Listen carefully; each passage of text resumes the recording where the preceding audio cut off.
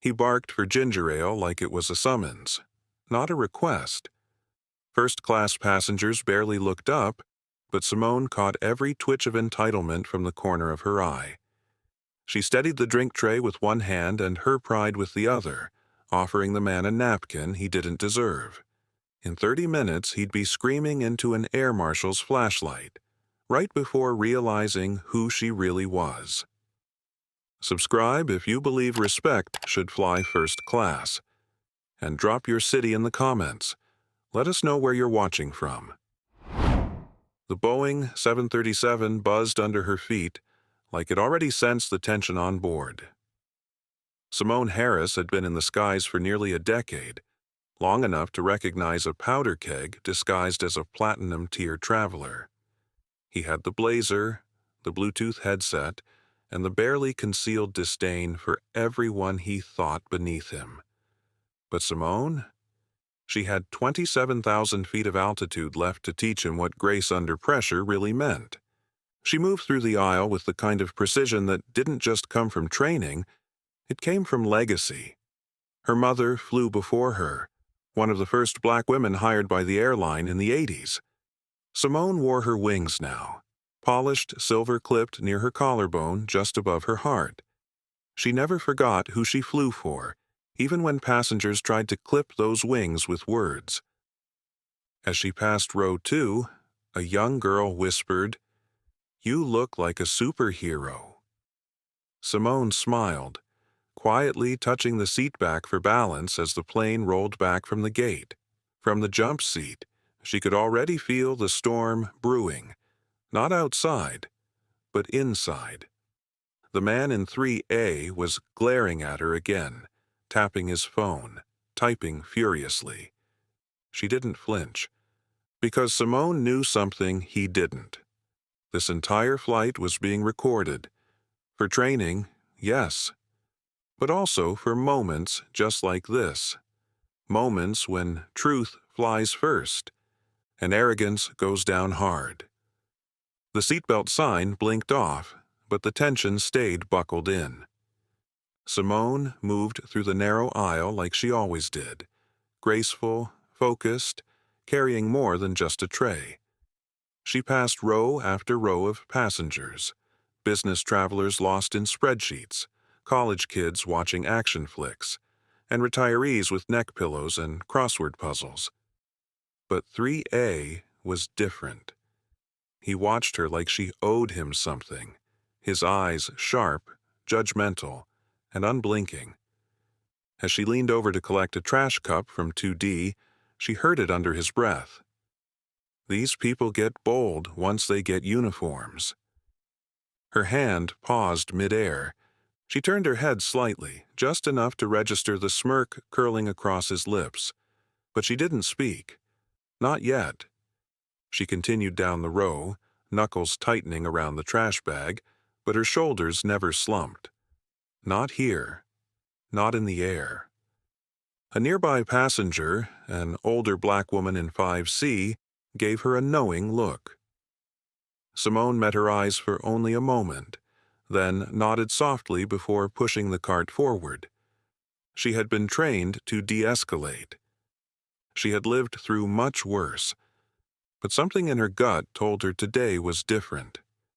At the galley, she leaned against the wall for a second, just enough to catch her breath, just enough to let the heat simmer before she turned it into ice.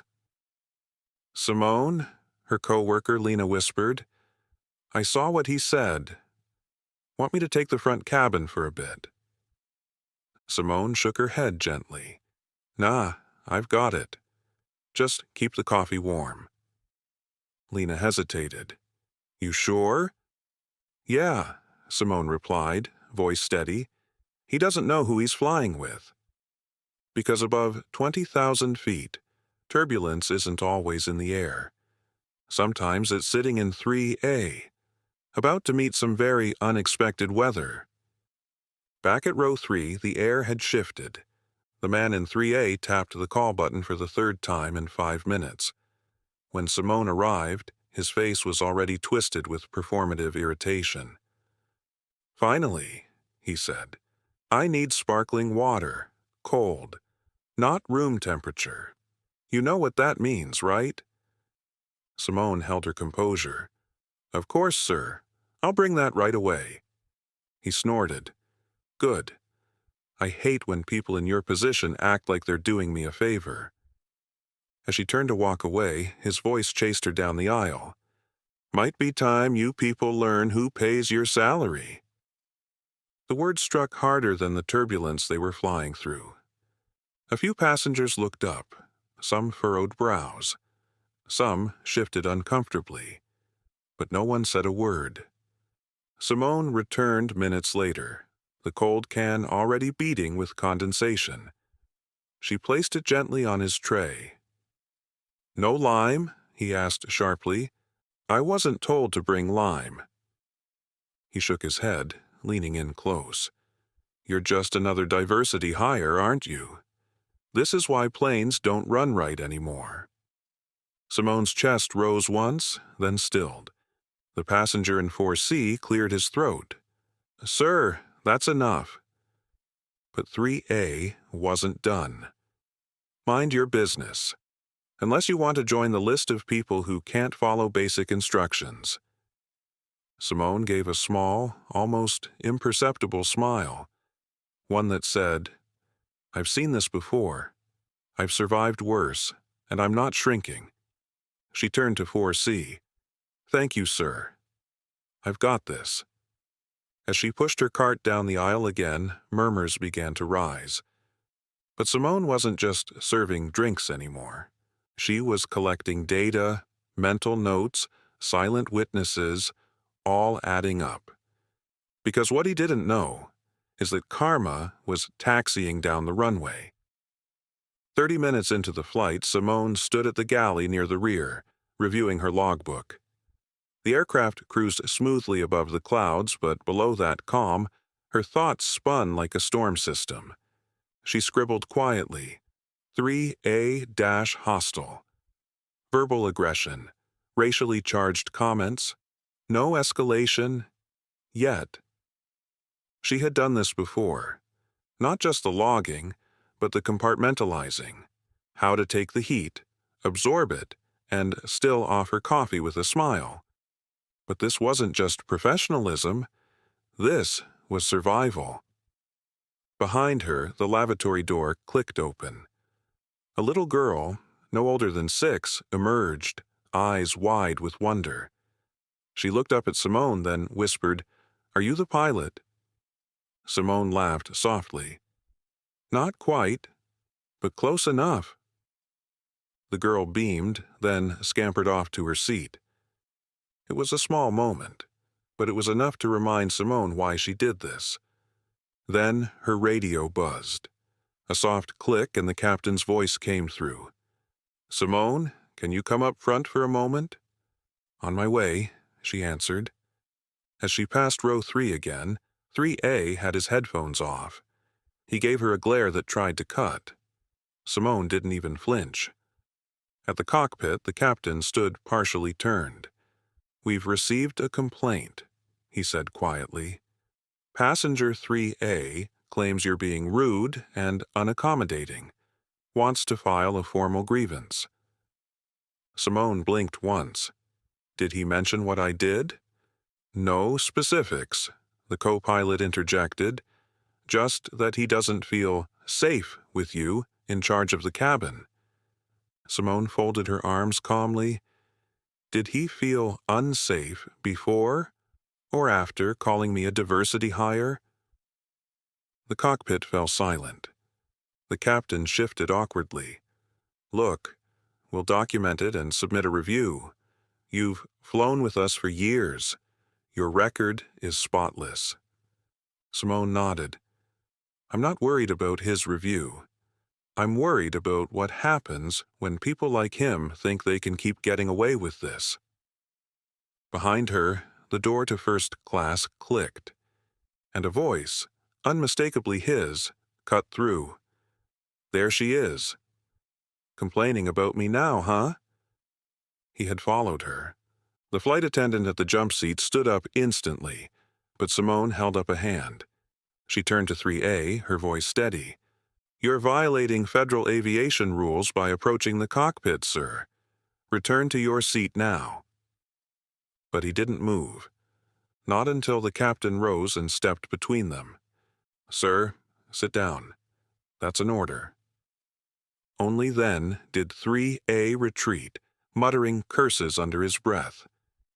Simone's heart was steady, her hands calm.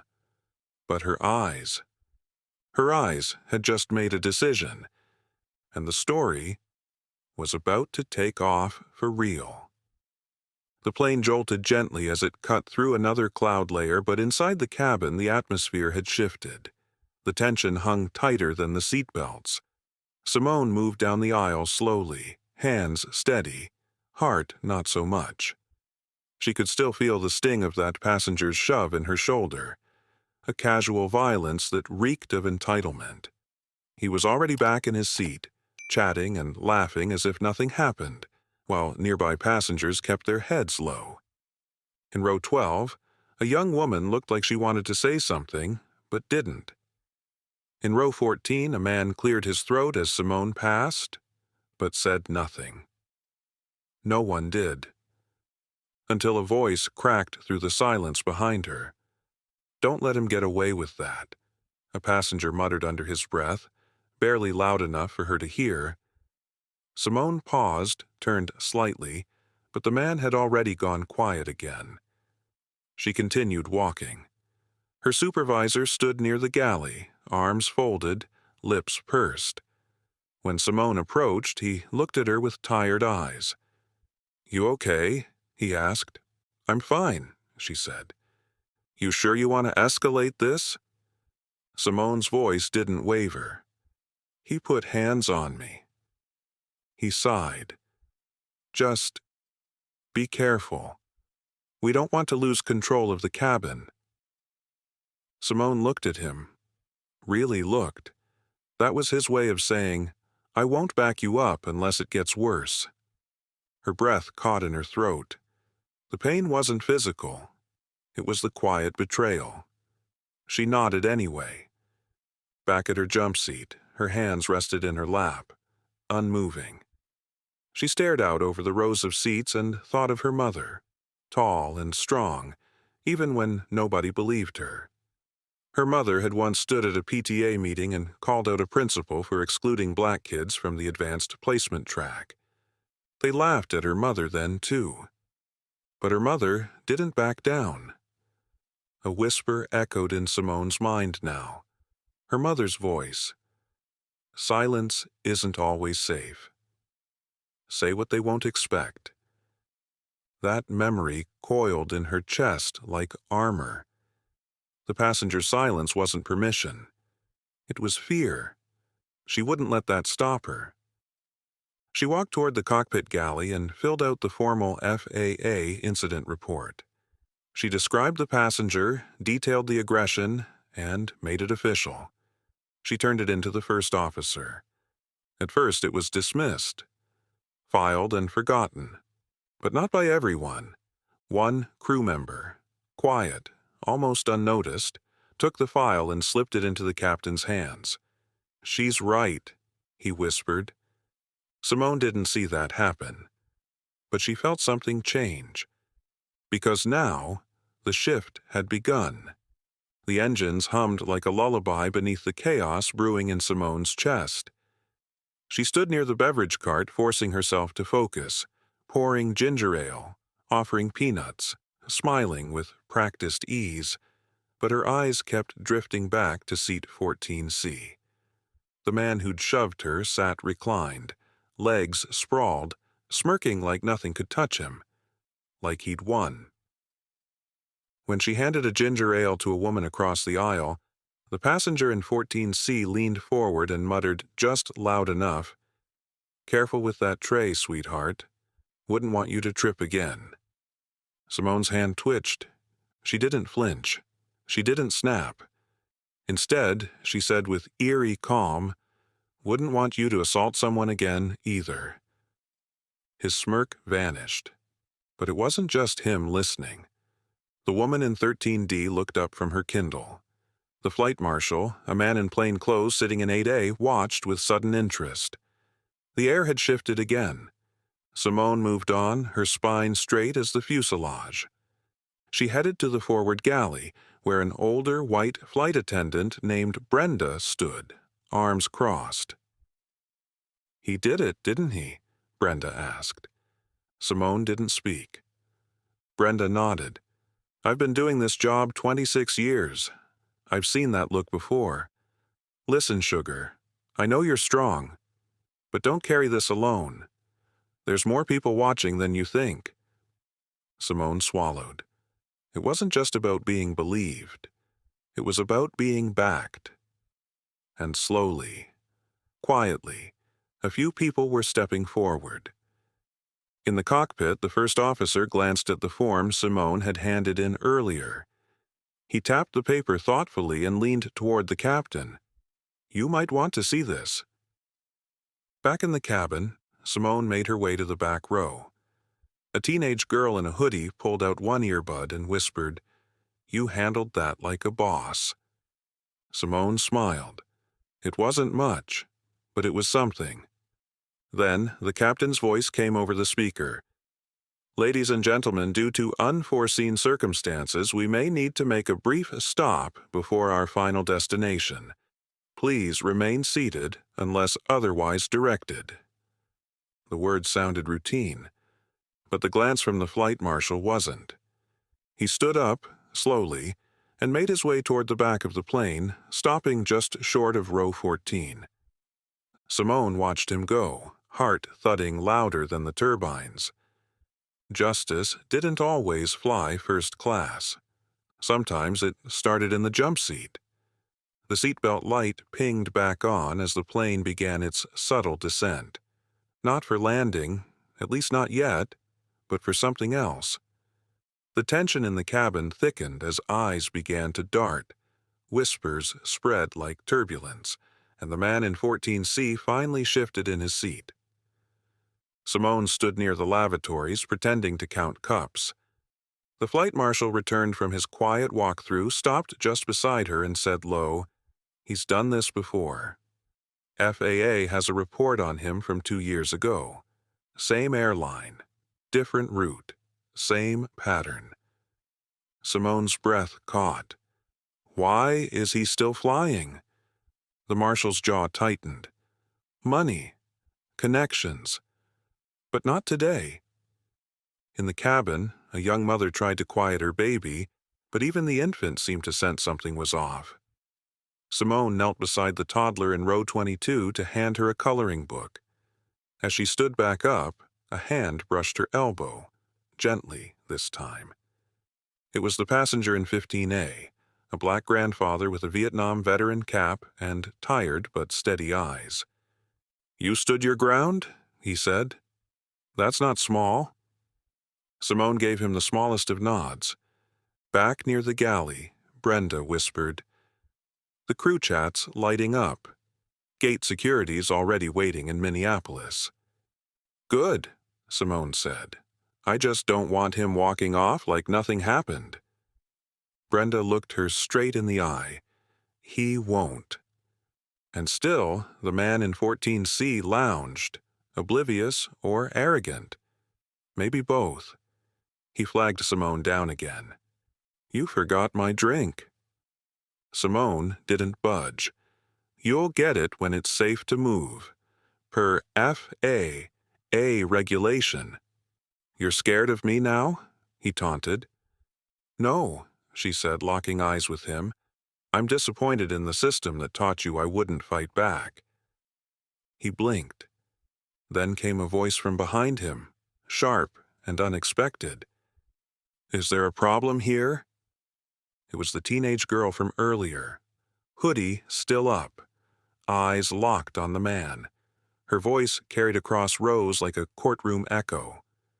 "You pushed her. I saw it. So did everyone else. You think nobody's filming?" Phones had quietly gone up. Screens glowed from half a dozen seats. The cabin had shifted. Simone wasn't the only one standing now. She wasn't alone anymore. The captain's voice cut through the thick tension like a scalpel. "Ladies and gentlemen, we'll be landing shortly in Minneapolis. Please return to your seats and ensure all belongings are stowed. And, if you witness anything that concerns passenger safety, please notify the crew immediately." Every word felt deliberate. Simone stood near the intercom, her posture calm, but her heart raced. Brenda squeezed her arm as she passed and said under her breath, "The captain's with us. So is dispatch." Then, over her shoulder, "Gate 42. Law enforcement already confirmed." The man in 14C was no longer smirking. His eyes darted from phone screens to passengers whispering. The girl in the hoodie still watched him, still recording. Her phone now sat in her tray table holder, lens fixed like a courtroom camera. Simone turned to gather cups, but she noticed something. The elderly woman from 10B had moved seats. She now sat behind the man, beside a young black man with braids and an FAA field badge. A quiet alliance had formed in plain sight. Suddenly the man barked, "You all think I'm scared? I have rights." From 2 rows up, the grandfather calmly said, "And she has dignity." The cabin was now a jury. As the wheels dropped and the cabin tilted into descent, Simone felt it. Justice approaching at 600 miles per hour. The marshal signaled discreetly. Simone stepped to her jump seat, strapped in, but her eyes never left him. As the wheels screeched against the runway and the engines reversed, applause rippled through the cabin, not for the landing, but for her. When they reached the gate, the seatbelt sign chimed off. Simone stood as law enforcement stepped on board. Quiet, professional, coordinated. The man in 14C stood, puffing his chest. But the marshal blocked the aisle. "Mr. Barrett, you're being detained for questioning related to assault and harassment of a flight crew member." Gasps, then silence. Simone didn't flinch. As he was escorted off the plane, she looked to the passengers. They didn't look away. They nodded, mouthed "thank you," offered solidarity without words.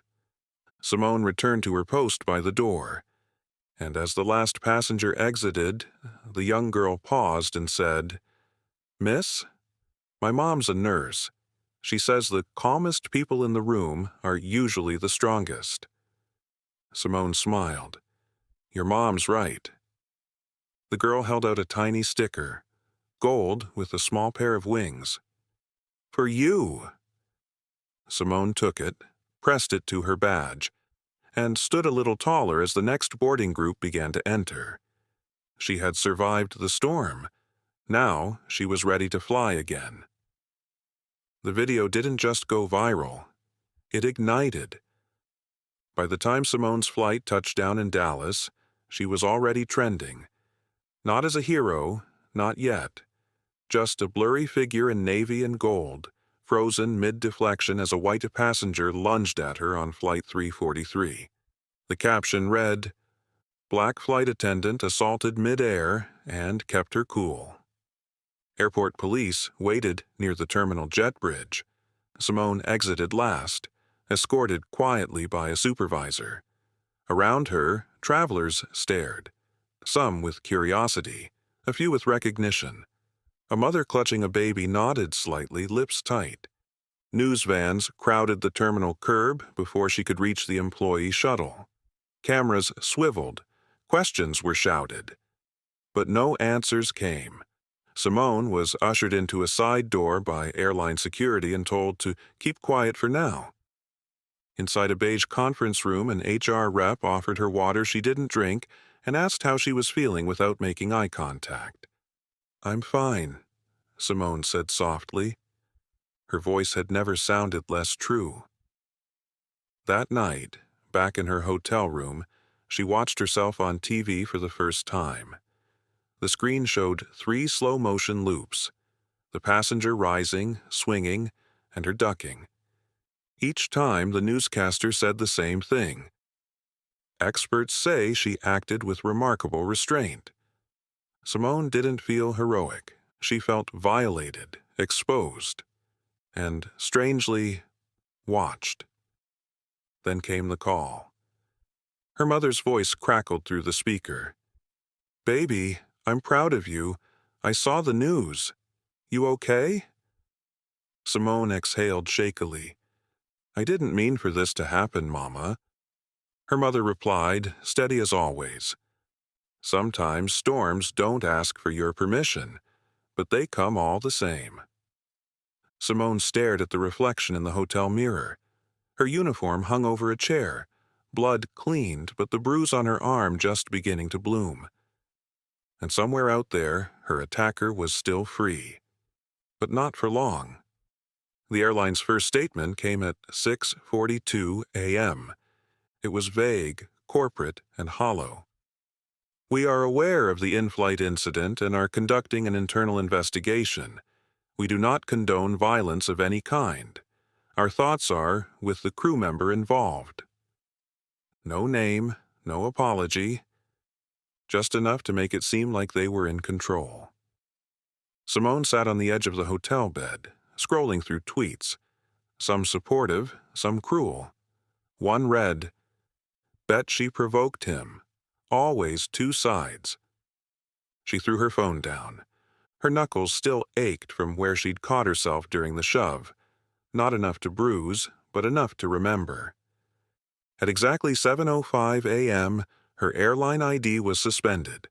No call, no warning, just a system block. When she tried logging in for her next flight, the screen blinked back. "Access denied. Pending review." She blinked, then laughed once, bitter and sharp.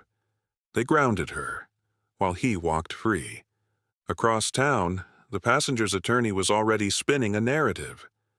Unintentional contact, panic, a misunderstanding due to cramped quarters. The media ate it up until the second video surfaced. This one, taken from row 19, clearly showed the man snarling a slur before swinging. "Stupid black!" It cut off with gasps, and the narrative shifted instantly. By noon, Simone's inbox had thousands of messages. Supporters, journalists, lawyers, activists. Even Oprah's team left a voicemail. Still, no word from the airline. But the union called. A woman named Tasha, warm-voiced and sharp, said flatly, "They can't make you the scapegoat. We're not letting that happen." Simone had never even considered a lawyer. But now, she had 5 offers before lunch. She turned off the hotel TV and sat in silence. The bruise was darker now. But so was her resolve. If the airline wouldn't speak up, she would. And when she did, the skies would never look the same again. It wasn't the first time. Simone could still remember her training week, how the instructors reminded the black flight attendants to be especially calm if anything got heated. "Smile more," one had said. "You don't want to be that girl." She'd smiled for years, bit her tongue for miles, but not anymore. By the next morning, the story had made Good Morning America. By that afternoon, it was on The View. And by sunset, a clip of the assault had 7 million views on TikTok with the caption, "She was just doing her job." The man's name trended. His employer was tagged. By midnight, he'd been suspended. And the airline, they called Simone, this time with a very different tone. "We'd like to offer you a temporary reassignment while things cool down," the HR rep said. Simone didn't laugh. She didn't even blink. "Cool down?" she repeated. "You mean after your silence helped him frame me as the aggressor?" The woman stammered. "It's complicated." "No," Simone said calmly. "It's simple. I was assaulted. On your watch. And you muted me." There was silence on the line. Then, "We're willing to discuss compensation." Simone interrupted. "I'm willing to discuss my press conference." She hung up. Across her hotel room, the television flickered with another interview. A former flight attendant, also a woman of color, was now speaking out. "This happens more often than you'd believe. Simone was just the one brave enough to make it public." It wasn't just about her anymore. Simone pulled out the tiny journal she carried in her purse, a ritual she'd picked up from her grandmother, a woman who kept records of every slight, every injustice, every moment she'd been told to stay in her place. Simone flipped to a blank page and wrote, "You don't rise by flying quietly. You rise by landing loudly." And for the first time in days, she smiled. Not because justice was guaranteed, but because this time, she wasn't alone. 2 weeks later, Simone stepped back onto a plane. Not as a flight attendant, not in uniform, but as the newly appointed Diversity and Safety Liaison, a position that didn't exist until her name made headlines. The airline hadn't just issued an apology, they funded trauma counseling for their entire flight crew. They rewrote internal protocols for in-flight assaults, and they placed posters in every gate terminal that read, "Zero tolerance, zero excuses." Simone walked down the jet bridge, passengers watching her curiously. A little girl peeked around her mother's legs, eyes wide. "You work here?" she asked softly. Simone knelt down, smiled, and said, "Now I make sure everyone's treated right." The girl beamed. Her mother mouthed, "Thank you." And for the first time, Simone felt like she belonged to the sky, not just as staff, but as a voice that echoed far beyond turbulence. Later that month, Simone spoke at a panel on workplace bias in aviation. Reporters asked her if she forgave the passenger who struck her. She paused.